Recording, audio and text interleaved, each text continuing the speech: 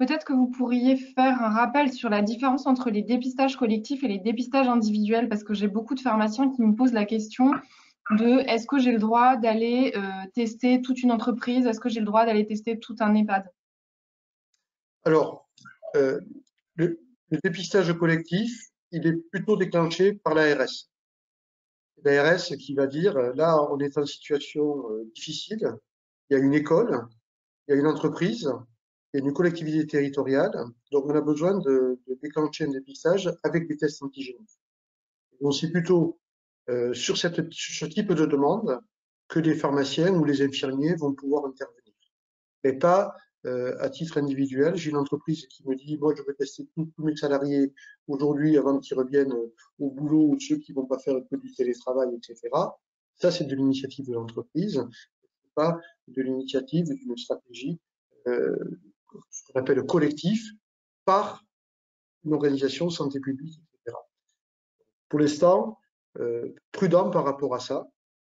Euh, Maintenant, si une entreprise souhaite le faire absolument, bien, il faudra qu'on demande au ministère si elle est autorisée à le faire.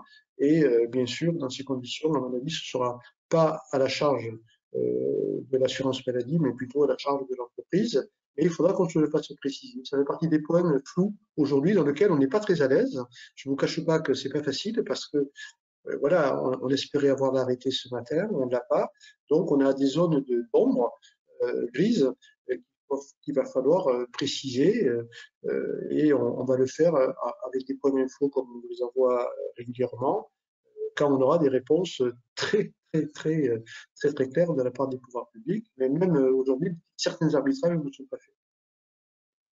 Donc déjà, contentez-vous de vous organiser au départ. La priorité, c'est ça. Et je m'organise, je sais que j'ai tel type de patient où je peux faire, je peux avoir des sollicitations, donc vous nous posez des questions et on verra avant de répondre oui, mais déjà organisez-vous dans votre entreprise, avec votre équipe, formez-vous, regardez comment vous pouvez le faire, et si vous pouvez jouer l'interprofessionnalité, jouez l'interprofessionnalité. Quand on croit au travail en commun entre les médecins, les pharmaciens et les infirmiers, un pilier de l'interprofessionnalité, qu'on a un enjeu aussi massif que les tests antigéniques, et bien tout faire pour travailler ensemble en respectant le travail des uns et des autres me paraît être le bon démarrage pour qu'on apprenne à être complémentaires dans dans cette action. Il faut aussi rappeler que les tests sont valables sur une plage de température qui est pour l'instant de plus 15 degrés, donc ils sont testés à une température inférieure, mais pensez pour ceux qui les font dehors à faire avec un test où la température est un peu contrôlée, et en tout cas pas en dessous de 5 degrés. Pour ça, il faut demander aux fournisseurs. Hein, on va avoir, la question va être posée aux fournisseurs pour être tranquille, être sûr du coup. Il n'y a pas de critique par rapport à ça. Alors, sur l'organisation de la pharmacie, j'ai des questions. Est-ce que je peux faire les tests antigéniques en dehors des horaires et des jours d'ouverture? Alors, si la pharmacie veut s'organiser pour faire les tests entre midi et 2, elle peut le faire. Nous, on a posé la question à l'assurance maladie de savoir si un pharmacien voulait l'organiser, par exemple, le 11 novembre. Voilà, parce qu'il y a beaucoup de demandes qui n'y arrivent pas, etc., qu'on puisse bénéficier de l'indemnité de garde.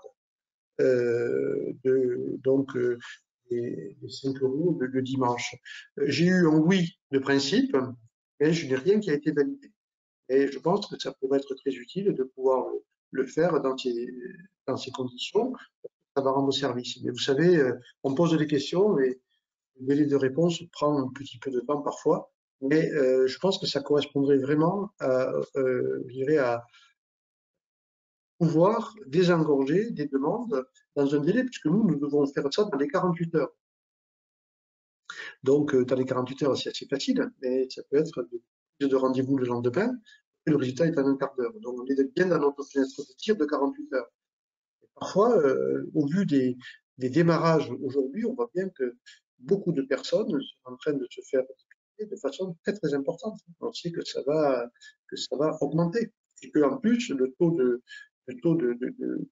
positif est en train de dépasser les 20% dans beaucoup de régions, et même parfois beaucoup plus. Juste, pendant que vous cherchez une autre question, moi je voudrais remercier tous les organismes de formation qui sont mobilisés dans un délai très court. Je ne sais pas si ça pourrait être pris en charge par l'OPCO entreprise ou par la NDPC, de relever ce défi très rapidement. Donc merci de l'avoir fait et d'avoir mis en place les e-learning, et merci à tous ceux qui ont mis en place les formations en présentiel pour les prélèvements, parce que vous l'avez fait dans des délais très rapides et dans des conditions que l'on connaît tous, qui sont pas simples. J'ai des questions sur le rendu du résultat. Est-ce que je dois rendre le résultat en forcément 15 minutes ou est-ce que je peux le rendre à la fin de la journée, par exemple, quand j'ai fini tous les tests? Et Alors, est-ce que je peux rendre le résultat par mail ou est-ce qu'il faut forcément que le patient revienne à la pharmacie? aujourd'hui, c'est quand même une information sensible. Voilà, parce que la personne est positive, pas envie que ce soit sur Facebook, hein, d'accord? Donc, je crois que la rapidité du rendu permet de le faire rapidement à l'officine, c'est ce qui doit être priorisé. Donc, bien sûr, il vaut mieux rendre le résultat à la pharmacie. Alors, le patient peut revenir, hein, vous avez des délais parce que vous avez fait 3-4 séries, il peut revenir dans les 20 minutes, dans la demi-heure, venir le chercher. L'envoyer par mail, c'est pas sécurisé. Messagerie sécurisée, on n'a pas de messagerie sécurisée vis-à-vis des patients. Donc, l'envoyer par téléphone, etc., tout ça n'est pas sécurisé. Donc, on préfère donner le résultat. De toute manière, il va falloir donner un document papier avec le résultat positif ou négatif, pour qu'il puisse le donner à son médecin et le garder vis-à-vis de son employeur, vis-à-vis éventuellement d'un voyage, etc. Donc, c'est plutôt à privilégier à l'officine, à s'organiser à l'officine ou sur les sites de prélèvement. On a des barnums communs. Par contre, ce qu'il faut peut-être éviter, c'est que le patient qui attend ses résultats attende à l'intérieur de la pharmacie en risquant de contaminer tout le monde. Donc, il faut qu'il sorte, qu'il aille se promener éventuellement et qu'il revienne chercher des résultats. Voilà, qu'il aille se mettre dans sa voiture, il attend et on le rappelle quand on a le résultat. Et l'enregistrement SIDEP, le faire de suite. Quand on aura l'enregistrement SIDEP, il faudra le faire de suite. Parce que plus vite c'est averti, si on fait ça à la fin de la journée, c'est pas bon. C'est pour ça qu'il faut travailler en binôme. Un qui prélève, l'autre qui fait les résultats, qui fait le test, qui annonce et qui enregistre. Mais il ne faut pas attendre là. Alors, toujours sur le rendu du résultat, est-ce qu'ils peuvent être utilisés pour voyager et dans quel pays? Et est-ce qu'ils peuvent être utilisés pour reprendre le travail et est-ce qu'ils peuvent être utilisés pour dans l'éventualité d'une opération chirurgicale dans les prochains jours? Alors, il faut qu'on ait un patient, vous avez bien compris, symptomatique. Sauf peut-être pour les voyages. Donc pour les voyages, on est en train de clarifier qui sait quel pays ou quelle zone accepte les tests antigéniques. Donc pour l'instant, on est sûr que ce sont les DOM. On sait que par exemple, la Belgique, l'Italie reconnaît les tests antigéniques quand une personne vient. Bon, là aussi, on a demandé au ministère de nous donner la liste des pays sur lesquels la personne est autorisée à voyager en présence d'un test antigénique négatif.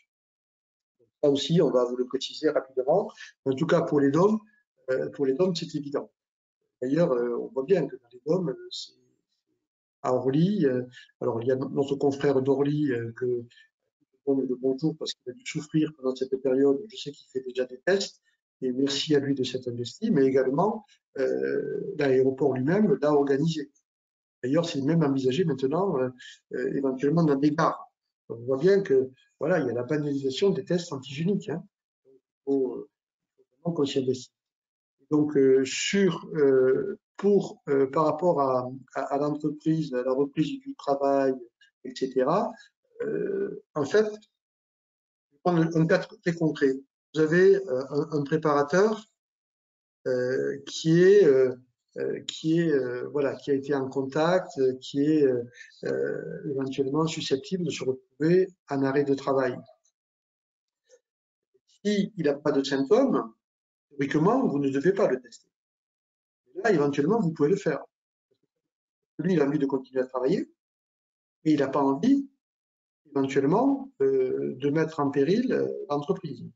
Donc, l'utilisation de ces tests peut permettre de rassurer et de lui permettre de continuer à travailler. Donc, c'est aussi l'intérêt de ces tests. Et le contact, parce qu'il est son épouse, par exemple, qui a été dépistée positive, vous pouvez le tester immédiatement et vous pourrez le retester dans 7 jours. Ça peut aider à maintenir l'équipe en place dans nos entreprises. Toutes les questions que vous allez nous poser, donc celles où on peut vous répondre, et les autres, on va les transmettre au ministère. Parce que nous, on a besoin de clarifier. Là, on avance, on sait que ça va changer, on sait qu'il va y avoir de nouvelles dispositions, on sait que ces tests vont de plus en plus se banaliser, et on a besoin de savoir les conséquences du résultat de ces tests et sûr que l'on ne va pas aller au-delà de ce qui est préconisé. Est-ce que si je réalise les tests en dehors des horaires d'ouverture, donc par exemple quand je suis de garde, est-ce que je peux facturer un honoraire de garde? On a posé la question à l'assurance maladie pour savoir si on pouvait rajouter la ligne d'honoraires de garde à la réalisation du test. J'attends la réponse. J'espère que je l'aurai en début de semaine. Je leur en veux pas à l'assurance maladie, parce que je peux vous dire que la pression est forte pour tout le monde. Ce n'est pas parce qu'ils ne veulent pas retarder les réponses, c'est parce que, comme nous, ils passent des journées entières sur beaucoup de réunions avec des décisions qui sont extrêmement rapides et parfois compliquées à organiser et à prendre. Donc ça va très vite. Par exemple, là, voilà, on a la réactivation de tous les systèmes dérogatoires, la facturation des IPG, etc. Ben, il faut, comme nous, que lundi, ils mettent en place des outils de liquidation. Ils existaient déjà, mais il faut les réactiver et les réouvrir. C'est simple pour personne actuellement. Est-ce que je peux délivrer des boîtes de tests aux ophtalmos? Parce qu'en fait, il y a écrit médecins libéraux, mais en fait, est-ce que c'est les MG uniquement ou est-ce que c'est les ophtalmos et les autres spécialistes? Non, je n'ai pas noté de restriction par rapport au statut de médecin. Si un médecin spécialiste peut réaliser des tests, il en a besoin pour son activité et qui veut dépister des personnes symptomatiques, bien, il doit pouvoir le faire. Est-ce que je peux réaliser des tests en drive? Oui, on peut réaliser des tests en drive. Alors, ça peut se faire sur le parking de sa propre pharmacie s'il est privé, sur le parking d'un barnum mutualisé avec des autres professionnels de santé. Oui, voilà, il faut simplement. Ce qu'on voit très vite, c'est que les parkings sont vite envahis, parce que la demande est très forte. Donc, il faut être sûr qu'on peut absorber un flux de voitures. C'est pour ça qu'il faut prendre rendez-vous. Parce que si vous faites un drive ouvert sans rendez-vous, vous risquez d'avoir un afflux important et du mécontentement des voisins, de la rue qui peut être encombrée, parce qu'on peut dans le parking, etc. Donc, c'est pour ça qu'il vaut mieux le faire sur un flux un petit peu programmé. J'ai beaucoup de questions sur la messagerie sécurisée. Qu'est-ce qu'il faut envoyer comme information par messagerie sécurisée de santé et que faire si l'adresse qu'on a communiquée ne fonctionne pas? Alors, on a fait, vous avez sur le site un rendu de résultats avec les coordonnées des patients et quelques questions auxquelles il faut répondre. Donc, c'est ça qu'il faut envoyer avec ce résultat sur la messagerie sécurisée. Je sais qu'au tout début, elle ne fonctionnait pas bien. Apparemment, ils ont mis bon ordre dans beaucoup de régions et dans beaucoup de départements. Si vous avez une messagerie qui ne fonctionne pas, qui n'est pas accessible, il faut vite nous signaler pour que nous, on remonte ça immédiatement à l'assurance maladie pour qu'elle puisse rectifier le tir de suite. Et ils le font dans la journée, même dans la demi-journée. Et encore faut-il qu'ils aient l'information. J'ai eu des tests qui se sont positivés tardivement, 45 minutes après. Est-ce que ce sont des positifs? Pas compris combien de minutes après? 45 minutes. Il faut respecter les conditions de réalisation des tests préconisées par le laboratoire. Si le laboratoire dit qu'il faut faire la lecture en 15 minutes, il faut faire la lecture à 15 minutes. D'ailleurs, il faut acheter des petits chronomètres. On fait plusieurs tests en série. Il faut justement pouvoir lire à l'heure où c'est programmé. Si le test doit être lu au bout de 30 minutes, on le lit au bout de 30 minutes. Et après, au-delà, je ne sais pas ce qui peut se passer, il peut y avoir un artefact. Il faut bien respecter les conditions d'utilisation du test préconisées par le laboratoire qui l'a fourni. Ah oui, j'ai des questions sur les taux de TVA. J'ai Oui, payé des tests avec des taux de TVA à 20% et pour autant, moi, je les facture avec une TVA à 5%. 5,5, pardon. bon. Alors, ce que peut faire le pharmacien, c'est demander à ce que le laboratoire lui refasse la facture. Et vous savez que la TVA, c'est neutre pour le pharmacien. C'est-à-dire que du moment qu'il va déclarer à son comptable une TVA qu'il a payée à 20% et lui qu'il a facturé à 5,5, de toute manière, à la fin, ce sera complètement neutre pour le pharmacien. Pas d'incidence. Par contre, je sais que certains laboratoires, ça s'est passé pour les, je sais plus, à l'époque pour les gels hydroalcooliques, où il y avait aussi un changement de TVA, certains laboratoires ont refait leur facture aux pharmaciens en annulant la première avec la mauvaise TVA. Par rapport aux confirmations RT-PCR, dans quel cadre dois-je envoyer le patient se faire confirmer par un RT-PCR? Alors, comme on l'a dit tout à l'heure, il n'y a pas d'obligation de confirmation par un RT-PCR. Le patient est symptomatique. Il est positif, il n'y a pas de débat. S'il est négatif, le médecin peut envisager de faire une demande de RT-PCR. Mais ce n'est pas obligatoire, c'est le médecin qui le décide. Si on est sur des patients, là on est sur des patients symptomatiques et qui ne sont pas à risque. Si demain on vous autorise à faire des tests sur les personnes de plus de 65 ans et avec des risques de comorbidité et que le patient est négatif, on fera la même chose. On donnera l'information au médecin et c'est le médecin qui décidera s'il faut faire un test, si le patient est négatif, un test RT-PCR. C'est à lui de décider. Mais ce n'est pas systématique. Ne sera pas systématique. Sinon, ça veut dire que les tests antigéniques ne servent à rien, quoi. Voilà. Si chaque fois qu'on le met par RT-PCR, on voit bien d'où vient cette demande. Est-ce que je n'ai pas assez en gros, la personne n'a pas assez de place dans sa pharmacie. Est-ce Mmh. qu'elle peut, pour faire les tests, est-ce qu'elle peut aller aider un de ses confrères qui a un Barnum ou qui a de la place dans sa pharmacie? En gros, travailler dans l'autre pharmacie. Alors ça, il faut demander, il faut poser cette question à l'ordre des pharmaciens. Pour l'instant, ça me paraît difficile parce que ça veut dire que l'exercice, si c'est un Barnum qui est commun, c'est pour ça que moi je pousse beaucoup quand on dit un Barnum, je dirais ça peut être un gymnase, ça peut être une salle de réunion de la mairie. C'est-à-dire que si les pharmaciens sentent qu'ils ont des difficultés, qu'ils sont un certain nombre à vouloir faire les tests, ils se sont formés, et dans leur pharmacie c'est difficile, dans les cabinets infirmiers, ben, c'est compliqué parce que ça veut dire que quand elles accueillent dans le cabinet, ben, au bout de 2 heures, il faut tout renettoyer, etc. Et que ça devienne compliqué également pour elles de voir avec le maire s'il n'y a pas possibilité d'organiser un lieu physique commun, facile d'accès, avec un parking, avec la possibilité de faire du drive, et là de travailler ensemble.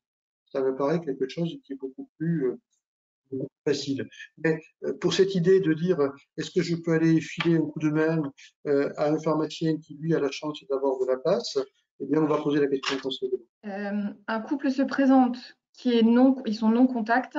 Je teste le premier, il est positif. Donc, est-ce que j'ai le droit de tester le second ou est-ce qu'il est directement considéré comme cas contact? S'ils sont venus ensemble et que les règles étaient respectées, ça veut dire qu'ils étaient symptomatiques. Donc on peut tester les deux, à condition que le mari ou la femme soit symptomatique. Est-ce que j'aurai le droit d'avoir accès à des masques du stock État, des FFP2, si je réalise des tests antigéniques? Moi, j'aurais tendance à dire que oui, on va le faire et c'est tout. Donc, enfin, théoriquement, on doit, comme tous les autres professionnels de santé, euh, et donc acheter des surblouses, acheter des charlottes, acheter des gants, acheter des masques. et avoir des visières ou des lunettes. Ça, tout ça, maintenant, tous les professionnels doivent s'équiper et acheter ces équipements. Bien sûr, si on a encore des masques FFP2 dans notre pharmacie du stock état, on peut en donner aux infirmières ou aux médecins selon la facturation qui est prévue avec l'assurance maladie pour écouler les stocks. Et ça peut être également en dépannage et uniquement en dépannage pour les pharmaciens. On ne va pas les laisser périmer. J'ai plusieurs pharmaciens qui s'inquiètent des manipulations à faire avec les écouvillons et des risques pour eux et pour leurs salariés quand ils font les révélations de tests en disant je ne suis pas équipé de hotte par exemple, voilà, ça les inquiète. Donc, est-ce que vous avez une réponse à apporter à ça? Ouais, il y a un test qui préconisait, je ne sais plus quel laboratoire, mais une hôte aspirante. Donc, ça n'a pas de sens. Les tests aujourd'hui peuvent être réalisés sans hôte. Il faut simplement que le local soit aéré. Et d'ailleurs, on sait très bien que l'aération est importante dans cette période de risque de contamination. Donc, il faut bien ventiler toutes les pièces, etc. Et d'ailleurs, vous avez vu que les préconisations, c'est de ventiler son domicile, hein, parce que voilà, on est dans un espace où l'air ne se renouvelle pas, que le virus peut se développer. Et donc, mais il n'y a pas besoin d'avoir une hotte. Simplement, il faut prendre des précautions. Il faut derrière avoir un local bien aéré, bien ventilé, bien tout nettoyer après la période de prélèvement. Et voilà, donc la personne va garder son masque sur la bouche, elle va juste dégager le nez. Après, très rapidement, l'écouvillon va être mis dans le tampon qui va neutraliser l'action du virus, qui sera moins contaminant dès qu'il est mis dans le tampon. Et la manipulation, voilà, comme on a des gants, le contact est réduit, qu'on met un bouchon contre-goutte, donc il n'y a pas de contact avec le liquide, et on pose 4 gouttes sur la plaquette. Donc voilà, c'est quand même des contacts extrêmement limités. Au moment du prélèvement qui est sensible, hein, là où il faut faire attention, mais si on est équipé, qu'on est protégé avec des masques FFP2, des lunettes et des surblouses, voilà, on est protégé. Il peut y avoir potentiellement voilà, une personne sur 4, une personne sur 5 vont être porteuses du virus. Donc, c'est pour ça que les règles de protection doivent être respectées. Il faut faire très attention à ça. Une fois qu'on est protégé, on est protégé. Sur la facturation, comment est-ce qu'on peut facturer, comment ça se passe la rémunération quand on travaille dans le cadre d'une CISA ou par exemple une CPTS ou quelque chose comme ça? Facture quoi en fait? Alors, quand on travaille dans le cadre d'une CPTS ou d'une CISA avec une MSP, là, il n'est pas prévu de rémunération de la maison de santé pluriprofessionnelle ou de la CPTS. Il pourra y avoir d'ailleurs des aides à travers des CPTS de la part du pouvoir public pour aider à l'organisation d'un lieu commun de prélèvement, etc. Ça, c'est possible. Mais la rémunération, elle est aux professionnels.